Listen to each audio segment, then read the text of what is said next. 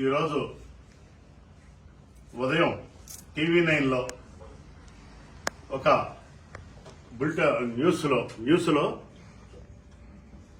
గన్నవరం నియోజకవర్గం గురించి ఒక తప్పుడు ప్రచారం ఒకటి చేయడం జరిగింది. టీవీ9 గురించి వివరంగా నేను 2 మాటలు చెప్పాలనుకున్నా. ఇవాళ ప్రజల అందరూ కూడా చూసుంటారు. టీవీ9లో ఈ యాలగడ్డ వెంకటరావుకి వ్యతిరేకంగా జనసేన బీజేపీ పార్టీలతో జనసేన గన్నవరం నియోజకవర్గ ఇన్ఛార్జ్ అయినటువంటి చలమలశెట్టి రమేష్ అసంతృప్తిగా ఉన్నాడు, అసంతృప్తి వెలిపిస్తున్నాడని చెప్పేసి, యాలగడ్డ వెంకటరావు మీద అసంతృప్తి వెలిపిస్తున్నాడని చెప్పేసి ఒక తప్పుడు ప్రచారం చేయడం జరిగింది టీవీ9లో. ఆ టీవీ9లో నేను ఉదయం సోషల్ మీడియాలో పెట్టి వెంటనే టీవీ9కి తెలియపరిచా. ఇమ్మీడియట్ గా ఖండనివ్వండి, ఖండనివ్వకపోతే మాత్రం తగిన విధంగానే ఉంటుంది, నా స్టేట్మెంట్ అంత స్ట్రాంగ్ గానే ఉంటుందని చెప్పేసి నేను చెప్పడం జరిగింది. కానీ ఉదయం నుంచి ఇంతవరకు ఏ టీవీలో టీవీలో 9లో ఖండన అనేది రాలా.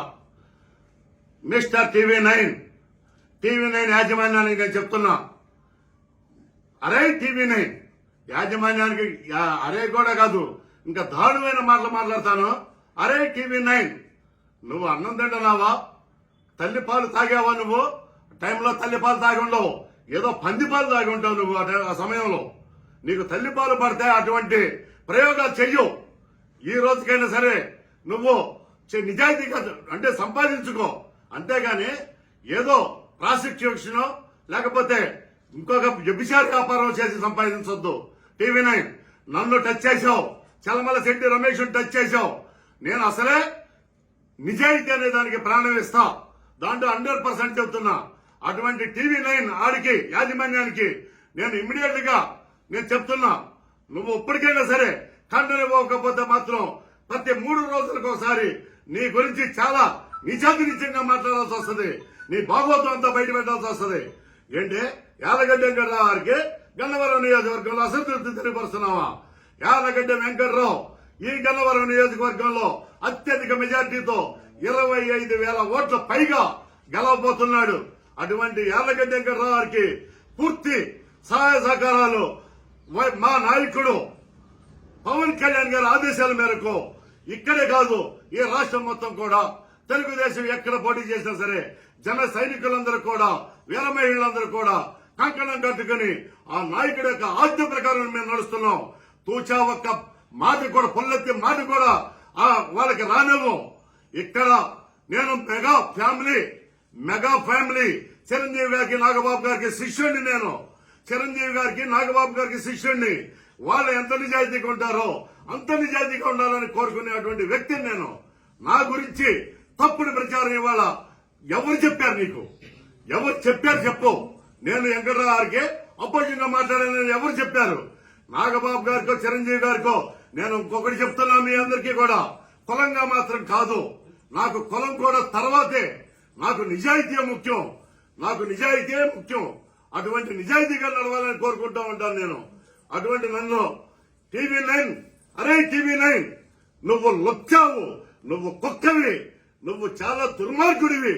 నువ్వు ఇప్పటికైనా సరే కన్నలేయకపోతే డొక్క చింపుతా, డోలు కడతా, నీ డొక్క చింపి డోలు కట్టి బజారుకి ఈడుస్తా నిన్ను. టీవీ9, అరే టీవీ9 దాకా వెళ్లాలని చెప్పి నేను మీ అందరి మిత్రుల సమక్షంలో నేను కోరుకుంటున్నా. అరే టీవీ9 నువ్వు ఎటువంటి వ్యాపారం చేస్తున్నావురా? నువ్వు నిన్ను అనాలంటే మాటలు మాకు మహిళలకి మీ అమ్మకో మీ తల్లికో తగులుతాయేమోనని నా కొరక అని అనాలన్నా నాకు సంతోషం వస్తుంది, కానీ మీ అమ్మకి మీ తల్లికి నేను అంటల్లా.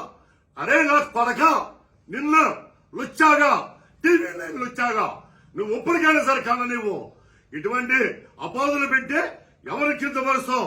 మేము ఈ గన్నవరం నియోజకవర్గంలో యాలగడ్డ వెంకటరావుకి కానీ ఈ మచిలీపట్నం పార్లమెంట్ లో వల్లభనేని బాలశౌరి గారికి కానీ అత్యధిక మెజార్టీతో మేము గెలిపిస్తున్నాం. జన సైనికులు వీర మహిళలను మేము గెలిపిస్తున్నాం అత్యధిక మెజార్టీతో.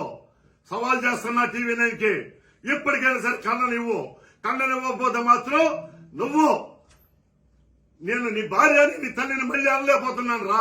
నీ తండ్రిని నువ్వు ఎటువంటి లుచ్చాలువో నాకు అర్థమవుతుంది. నీ తండ్రి దగ్గర సంస్కారం నీకు వచ్చి ఉంటది, నీ తండ్రికి సంస్కారం నీకు వచ్చి ఉంటది. నీకు లాస్ట్ అండ్ వార్నింగ్ ఇస్తున్నా.